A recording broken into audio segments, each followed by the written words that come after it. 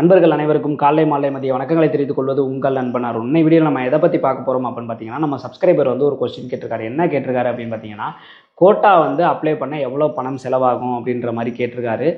So இதுக்கான டீட்டெயில்ஸான எக்ஸ்ப்ளனேஷனை தான் இந்த வீடியோவில் பார்க்க போகிறோம். இந்த மாதிரி பயனுள்ள தகவல் நான் தெரிஞ்சுக்கணும்னு வச்சுன்னா மறக்காம நம்ம சேனலை சப்ஸ்கிரைப் பண்ணி வச்சுக்கோங்க. சிங்கப்பூரை பொறுத்த வரைக்கும் பார்த்தீங்க அப்படின்னா வந்துட்டு, இப்போ ஒரு ஃபாரின் ஒர்க்கரை எடுக்கணும் அப்படின்னா அந்த கம்பெனிக்கு நிறைய செட் ஆஃப் ரூல்ஸஸ்லாம் இருக்குது. ஓகேங்களா, அதை வந்து கரெக்டாக கம்பெனி ஃபாலோ பண்ணி தான் வந்துட்டு ஆளை எடுப்பாங்க.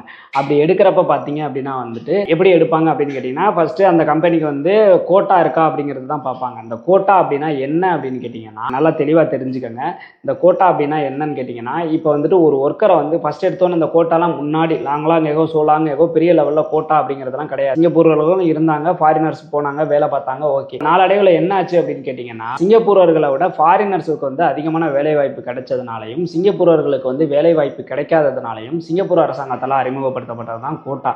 அப்படின்னா என்ன அப்படின்னு கேட்டிங்கன்னா, எக்ஸாம்பிளுக்கு தான் சொல்கிறேன். ஓகேங்களா, இப்போ நான் ஒரு கம்பெனி சிங்கப்பூரில் ரன் பண்ணுறேன் அப்படின்னா அதில் வந்து மினிமம் வந்து 5 சிங்கப்பூரர்கள், அதாவது சிங்கப்பூர் சிட்டிசனை நான் வேலைக்கு வச்சாதான் ஒரு ஃபாரினரை என்னால் வேலைக்கு வைக்க முடியும் அப்படின்ற மாதிரி இந்த கோட்டா அப்படிங்கிறத கொண்டு வந்தாங்க. இது எதனால் கொண்டு வந்தாங்க அப்படின்னா, இப்போ 5 சிங்கப்பூரர்களுக்கு வேலை கிடைக்குது பார்த்தீங்களா, அதுக்கு முன்னாடி இந்த கோட்டா கொண்டு வரதுக்கு முன்னாடி 6 பேர் இருக்காங்க அப்படின்னா கிட்டத்தட்ட ஒரு 2 பேர் ஒரு ஆள் மட்டும்தான் சிங்கப்பூரனாக இருந்தாங்க, மீதி எல்லாருமே ஃபாரினராக இருந்தாங்க. ஃபாரினர்னா சம்பளம் கம்மியாக கொடுத்தா போதும், வேலை வந்து அதிகமாக பார்ப்பாங்க அப்படின்ற மாதிரிலாம் ஒரு இதனால வந்து இந்த மாதிரி இந்த கோட்டா அப்படிங்கிற ஒரு இது வந்து சிங்கப்பூர் அரசாங்கம் கொண்டு வந்தாங்க. ஓகேங்களா, அதுக்கப்புறமேட்டு தான் வந்து சிங்கப்பூரர்களுக்கு நிறைய வேலை கிடைக்க ஆரம்பிச்சிச்சு. ஓகேங்களா, ஸோ இதுதான் கோட்டா அப்படிங்கிறத தெளிவாக தெரிஞ்சுக்கணும். இப்போ இவர் கேட்டிருக்க கேள்வி என்ன அப்படின்னா, இந்த கோட்டா வந்து எவ்வளோ செலவு பண்ணி வாங்குவாங்க அப்படின்ற மாதிரி கேட்டிருக்காங்க. இது வந்து செலவு பண்ணி வாங்குறது கிடையாது, வேலைக்கு வைக்கிறது தான். ஓகேங்களா, இப்போ ஒரு உதாரணத்துக்கு என் கம்பெனியில் நான் ஒரு வந்து ஃபாரினர்ஸை எடுக்கணும் அப்படின்னா உடனே நம்ம போயிட்டு MOM வெப்சைட்டில் செக் பண்ணுவாங்க. செக் பண்ணால் உங்கள் கம்பெனியோட எலிஜிபிலிட்டி என்ன அப்படிங்கிறத பார்ப்பாங்க. எத்தனை சிங்கப்பூரர்கள் ஒர்க் பண்ணுறாங்க, எத்தனை PR ஒர்க் பண்ணுறாங்க, அது எல்லாத்தையும் போட்டோம் அப்படின்னம்னா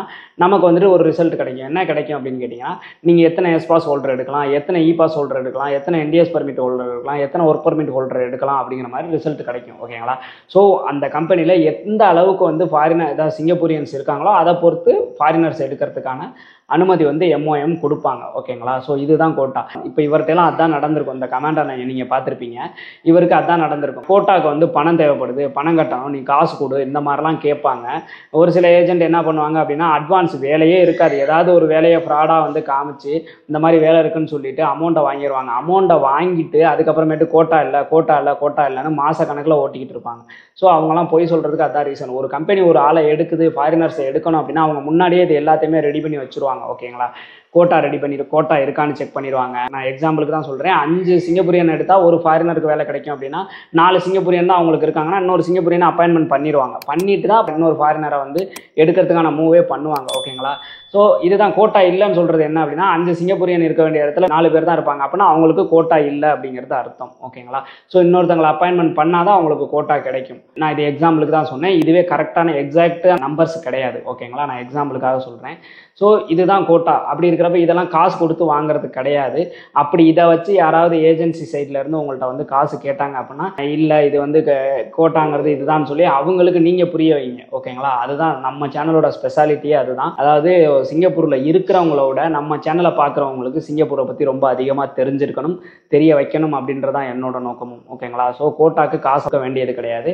ஒரு கம்பெனியில் என்ன கோட்டா இல்லைன்னு பணத்தை வாங்கி வச்சுக்கிட்டு ஏமாத்துறாங்க அப்படின்னா நீங்கள் வந்து டேரெக்டாக நீங்கள் அமௌண்ட்டை திருப்பி கொடுத்துருங்க, எப்போ கோட்டா வருதோ அப்போதைக்கு நான் அப்ளை பண்ணுறேன் அப்படிங்கிற மாதிரி நீங்கள் ஏஜென்ட்டே சொல்லிடுங்க. ஓகேங்களா, ஸோ நம்ம சேனலை பார்க்குறவங்க யாருமே ஏமாறக்கூடாது, அதுதான் என்னோட நோக்கமும்.